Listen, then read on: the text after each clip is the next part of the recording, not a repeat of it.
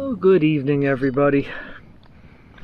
Nice simple baked chicken dinner on the fire pit tonight. A couple of split chicken breasts. We got some mashed potatoes, some corn, and some cornbread, and of course some gravy to go with it. All cooked entirely on the fire pit tonight, so keeping it simple. Simple but filling. There was supposed to be some stovetop stuffing to go with this too, but I once again forgot to pack butter, so I don't need to share gravy with anybody, and it's just going to get thrown away, so I'm just pouring it all on the plate. Alright, this should be a good dinner tonight. One other thing interesting, it's a new flavor of root beer to try. Harmony Springs comes out of Ludlow, Massachusetts. Now, I hit the jackpot on root beer this past week. Stopped at the Hogback Mountain gift shop up in Vermont, and they had a whole pile of varieties of root beer. There's this picture I took after I got them all. Yeah, just a whole big variety of them. So we're going to be doing lots of root beer reviews on this channel here in the next coming weeks here. See which ones I like best. So this is the first one I'm trying. Like I said, this one comes right from a place over in Massachusetts, bottled in Ludlow, Mass. So let's see. Ingredients: carbonated pure artisan spring water, pure cane sugar, natural flavors. That's it. So should be a pretty simple one. See, it's got a twist top. Not much fizz, so doesn't get any points on the fizz. Not much head on it either. It's got carbonation. It's got some head on it, so a nice root beery color to it. You can see there. See how it tastes.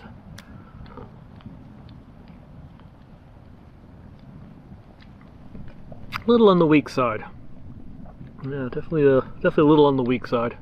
Could use a stronger flavor to it. Very sweet, very, very sweet. Not too bad, not too bad. Oh.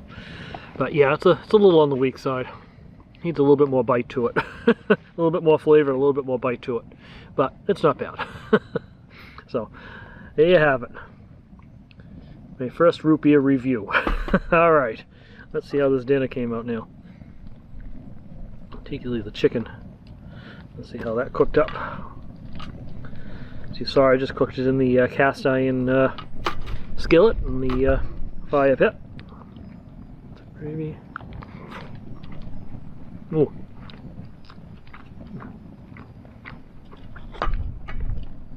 That's good. That's good.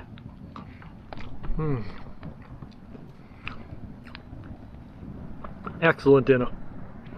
Excellent and filling dinner. Alright. We got some things going on this evening we'll talk about in a little bit later, but right now I'm going to eat my dinner.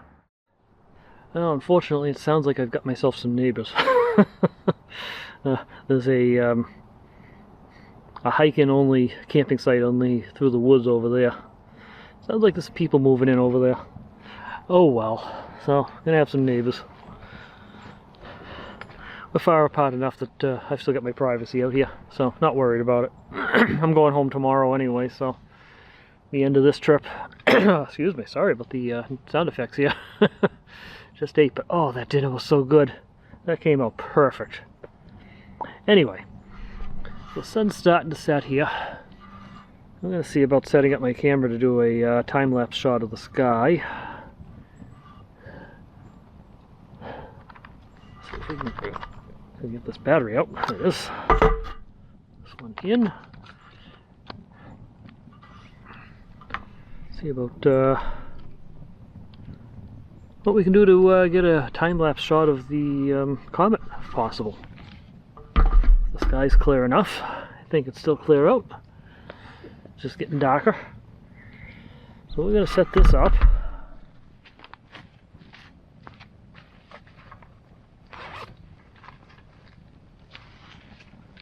See if the batteries are still good in the intervalometer here. I haven't used this in quite a while. No, they're not. They're quite dead. Well, that's a problem. I think they're AAAs, which I think I have some in the... Oh, yeah, those are some old AAAs, too.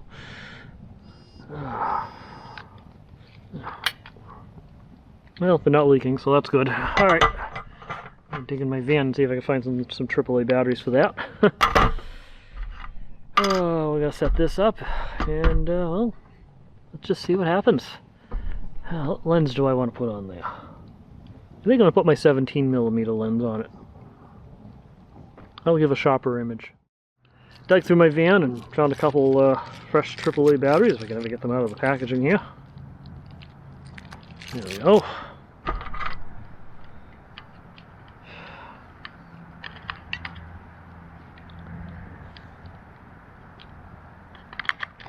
Oh, that fire pit's nice and warm. 48 degrees outside right now. It's getting chilly again. What's this cover not going on? There we go. Ah, there we go. You got a display on there. I don't know if you can see it, but it's working. Alright, 17mm lens. Let's see what we got here. Right now, everything's way too bright to test it. We have to wait a bit before we can test it. We got the intervalometer here. I haven't used this in a while, so I gotta remember how to program this. I'm gonna... Let's see, what do I do? Let's do a shot every, let's see. Yeah, probably every 15 seconds. Probably good enough. And we'll, yeah, I'll do a shot every 15 seconds and see what happens. And while I'm waiting for things to get dark enough to do the time-lapse photo, I could maybe take a few minutes to talk about some of my ham radio stuff going on too. Another aspect of that I do while I'm out here. I haven't talked too much about this because I figure most of my audience isn't really technical. They like to see the parks and things like that, but I figured tonight, why not? I've got it set up. Let's spend a few minutes talking about it. So this is an antenna that I can set up when I'm at a campsite. Not sure what you can see down there, but it clamps to the table. So it's an HF antenna. HF stands for high frequency. For those who not up on the ham radio lingo, that's a shortwave band antenna. So why is it called HF and high frequency? Well, it's just the terminology used for anything, I believe, below 50 megahertz. And above the AM broadcast band. The AM broadcast band is actually the medium wave frequency. Believe it or not. And then you got below the AM broadcast band would be the low frequency band, LF. That's for like some long distance communication stuff, ship to shore, that sort of stuff. And then you get up to like VHF, very high frequency. And of course UHF is ultra high frequency. So if you've ever been wondering what those terms meant, hey, VHF, UHF, that's what it is. But this one here is right now, this is a multi-band antenna that's currently tuned to the 40 meter band. Now, again, what am I talking about if you're not into the radio stuff? 40 meters. That's the size of the wavelength. So if you actually could see the wave, the RF wave, one complete cycle would be 40 meters long. This coil here allows me to tune it to different bands. So I've got a little tuning chart here. I know it's kind of dark now, but yeah, 40 meters, 30 meters, 20, 17, 12, etc., etc. So say I wanted to talk to somebody in the 15 meter band instead. I'd loosen this down, put this guide up to it, bring it down to around 15 meters, and there you go. So I just went from 40 meters, which is about 7 megahertz, down to 15 meters, which is about 21 megahertz. So this coil here is just a tuning coil, so this antenna will be resonant on different bands. Kind of a neat little antenna though, it's super portable. It just disassembles. This part on top here unscrews, and there's actually just a big telescoping whip. The thing's just 3/8 threaded rods. So that collapses down. Don't pinch your finger in it. The tuning coil unscrews.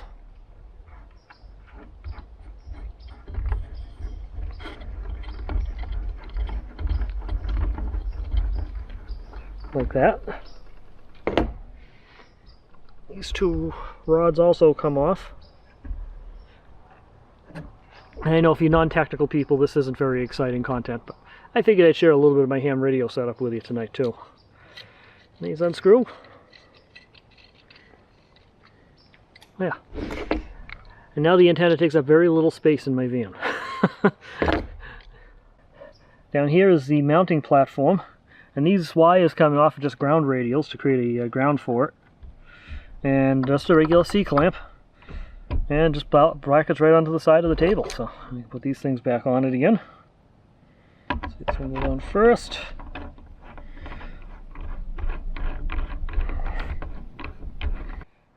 Okay, we got it all set up again. I didn't make you guys have to sit through watching me reassemble it.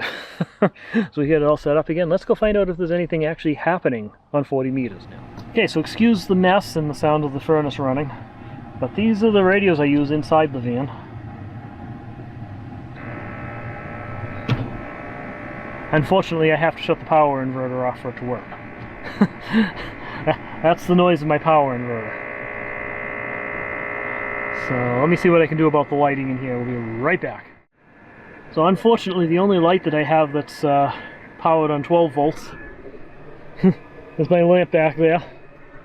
So it's a little dark. My apologies for that, but let's see. Yeah, there's some activity out there.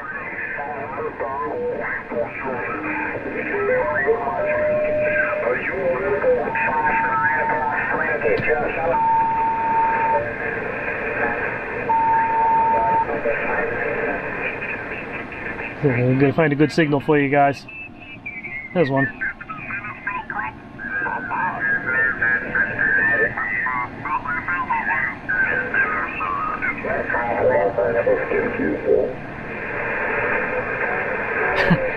They stop talking just as I start tuning them in. You notice that? But they had another date, and it was like 3 days before their election day. Yeah, can you see that happening? Yeah, that's done on purpose. And of course they're talking politics, so we're going to shut that off. I don't like politics. Anyway. Let's get the lights back on here.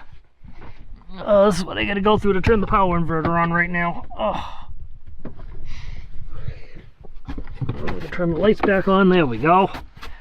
Now you guys can see.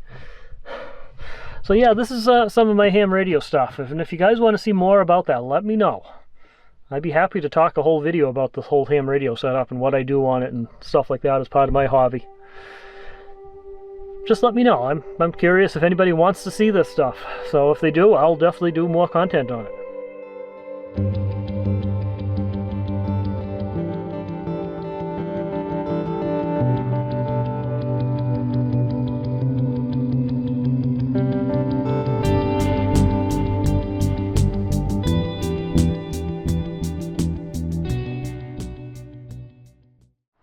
Good morning. As you can see, I got the time-lapse done to the best I could anyway. I didn't actually get to finish it.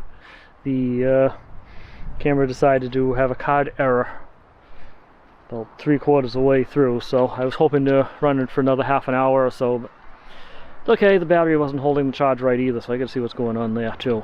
But did the best I could with it, so we got something out of it anyway. I haven't done that in a while, so I got to get to more places where I can do stuff like that. In fact, I got to get to more places like this. Definitely need more places like this in my life. This is one of those campgrounds there where I'm actually sad that it's time to head out now, because I was really enjoying it. I don't want to leave. And now, of course, the weather's warming up a bit too, just in time for me to leave. Typical. As you can see, I got everything packed up. Nothing left, so time to take off. Let's go have one more look out at the pond before we go. Well, it's no wonder they put windmills out here. The wind certainly is a frequent occurrence out in this area. Windy again right now. So those windmills are probably generating a fair amount of electricity. I love having my own little private dock. Yeah, I wish I could have had a chance to do some kayaking out here, but it gives me a reason to come back. think next year, though, I definitely want to try doing a Subaru camping trip up here to that remote site there. Probably site 37. I like that one. Had its own pond, isolated from everybody else. Looked perfect. So I think you're gonna see that happen next summer.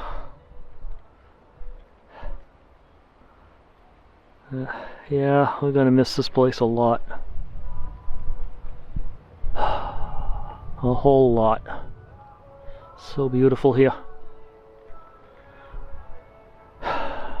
Except now I got neighbors with a radio playing, so it's time to go.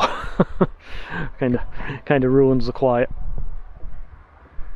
Definitely time to take off. Gonna go find some gas and work my way back home because I gotta go back to work.